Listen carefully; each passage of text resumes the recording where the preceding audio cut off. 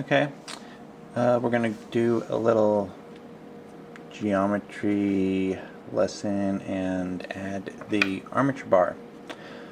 On the last one we added the capacitor to the coil set. I've since added that and clear coated the coils, mocked it up, make sure everything fits right. So now I need to add the armature and springs.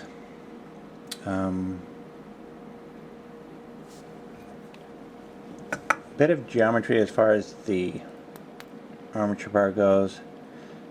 You know, they all have thicknesses and widths and lengths, and depending on your frame, if you change out the type of armature completely, that could be a little tricky to find just the right one. What I do, since I'm going to lengthen the stroke on the way this was previously made, I'm using the armature that came with this. So it's a fairly good weight, but what I want to do is add just a little bit more, so I've modified this armature. Now, to get the stroke out of it, to relieve tension, I should say, from the rear, your distance from this edge to where the spring lays on the armature will depend on how much tension you have and the smoothness in the throw. So on your longer strokes, what I'll do is I'll recess this and file it off, so that instead of just hacking it off, by filing it at an angle, you're pushing it back the edge, but leaving the weight of all this in the back here. Just how far you can go as far as the angle, just put a washer on there and you'll see the edge. You don't want to go any farther than that, because that's where everything's going to mount up underneath here. So as long as you got that, that's where your angle goes. And then, so this is modified to the weight I want it. I've added some weight up here. I've recessed the back. That's all candy coated. So now I'm going to do up my springs. Springs can be heat treated. They can be chemically treated to blue them. After they're all filed down and finished, shaped where you want them.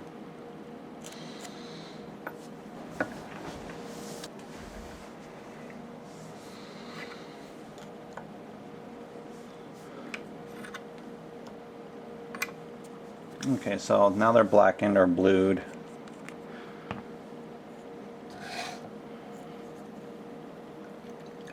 And this will keep them from rusting to a certain degree.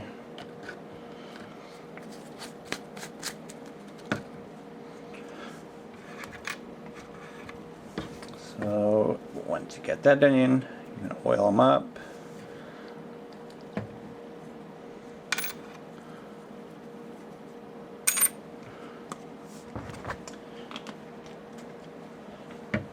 And now we can assemble them to the armature.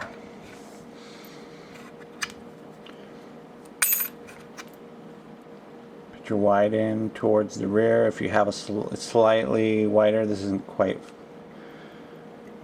5/8, it's a little bit more than a 1/2 inch.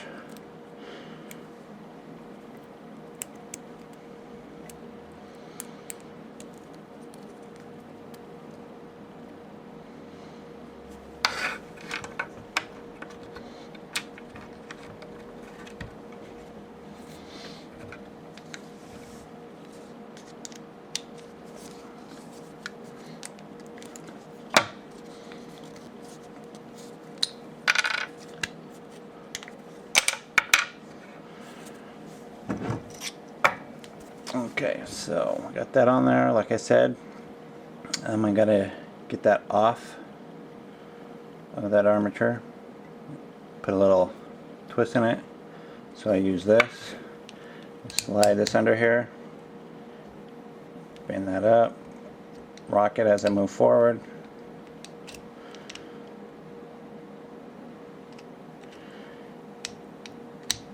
Easiest way to curve it exactly the amount you want it.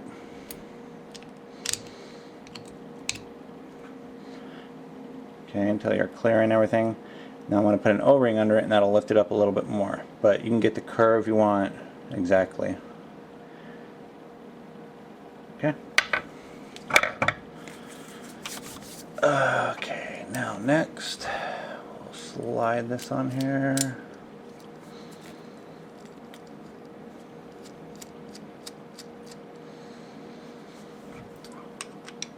Line it up.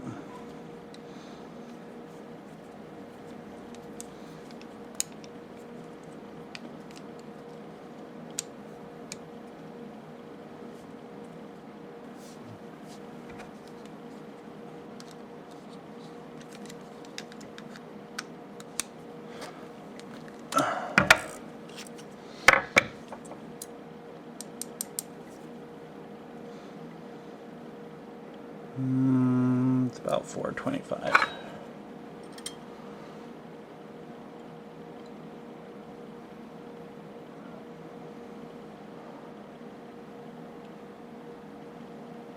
$450.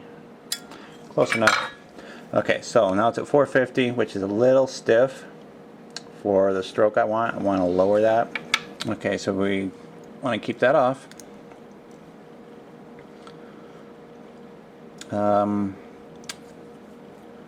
Got to get this to, you want to make sure it's not over the amount of tension we want. When I first put this on, it was at 450. I'm shooting for around closer to 400. Now if it's under, it's easy to just swing it, bend this up and add tension. When it's that much over, then you gotta swing it out to bend it back down. You really don't have a choice.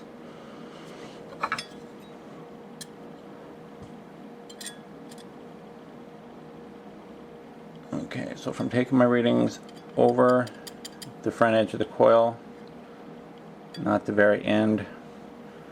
Okay, now I'm at 400, so that's where I want to be. So now I just line this back up.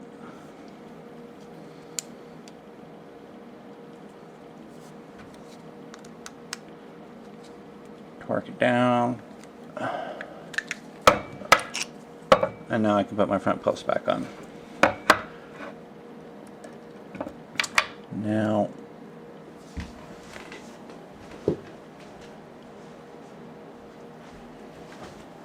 one thing I like to do with, once I'm ready to put something on finally, like after I've mocked it, take it down, put it back on, got everything adjusted, when I'm ready to get to this point where I'm done taking things apart and I'm done. The screw on the front coil that gets hit by the armature and the screw on the front contact that I don't want moving around, I'm going to take some blue thread lock.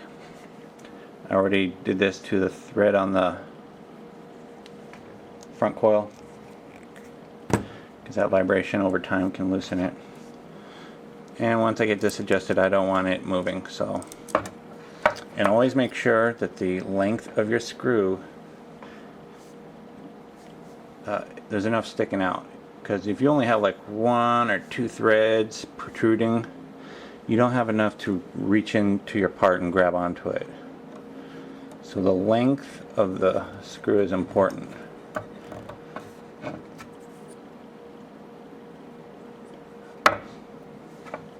So now I'm going to just tighten this down a little bit, and once I get to where I get the final tuning angle done, I'll show you the angle I'm talking about.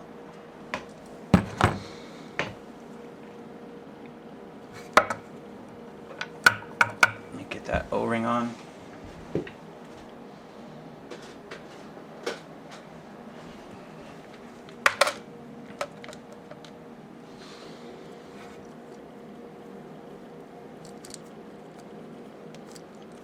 I can go over or under. I don't put it under on shaders because then it takes away the point of the whole inverting thing.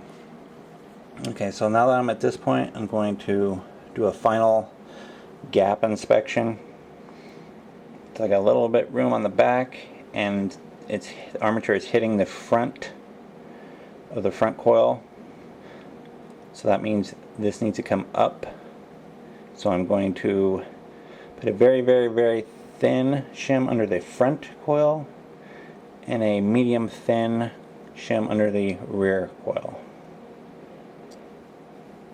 Okay, since that's not really exciting, I'm going to go ahead and do that off camera, and then we'll take a look at that. Okay, so now that the more glamorous part of shimming coils is done, that's sarcasm. Okay, so we're laying flat on the front coil. We're a fraction of a hair from not touching the rear coil, so we're all good there. Angle. So I got my O-ring on there. I've already done my curling of the front spring. 45, hitting the front spring, the right angle. It's not how far out, it's the angle and the angle. Okay.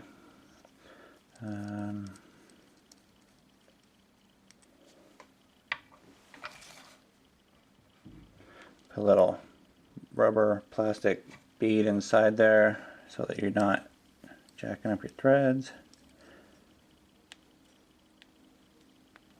Remember, now that I got everything up here, I thread locked this, thread locked my screws going into there after I got everything shimmed right.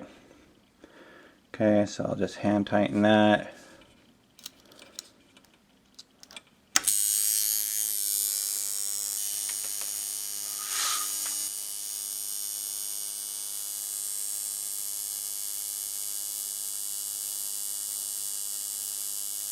Pretty good for eyeball.